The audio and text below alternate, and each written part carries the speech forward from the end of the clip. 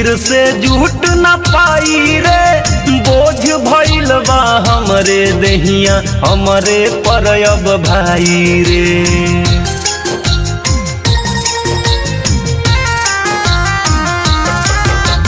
टूट गइल बा दिलवा ओइसन फिर से जुट न पाई रे, बोझ भइल बा हमरे देहिया हमरे पर अब भाई रे।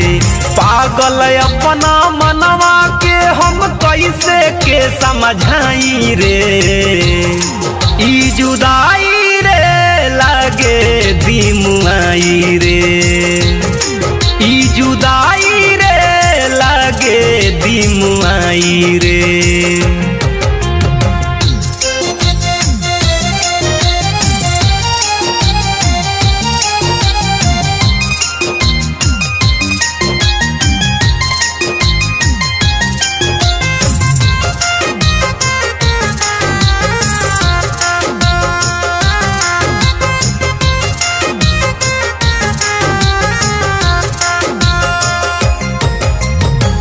हरदम हर पल हमारा से राख तारी दूरी, हम उनका के चाहिए बस ये बा मजबूरी।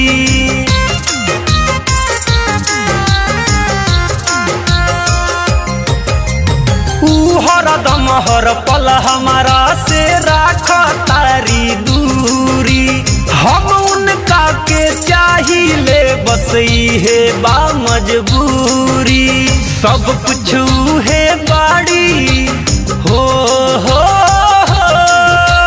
सब कुछ है बाड़ी कैसे उनका हम बिसराई रे, ई जुदाई रे लागे दिमुआई रे, ई जुदाई रे लागे दिमुआई रे।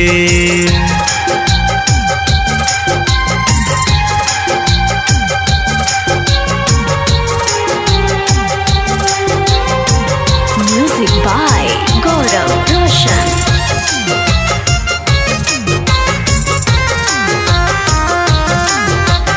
आप सुन रहे हैं अमित पटेल की आवाज में। का बतलाई का समझाई हम तोहरा से अमित हो, दुख में डूबल बानी हरदम गाई गम के गीत हो।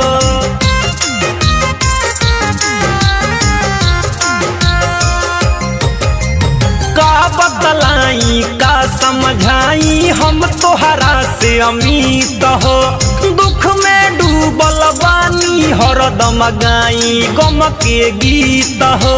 हम ना जानत रहनी हो, हम ना जानत रहनी की हो जाई है ऊ हरा जाई रे, ई जुदाई रे लागे दिमुआई रे, ई जुदाई रे लागे दिमुआई रे।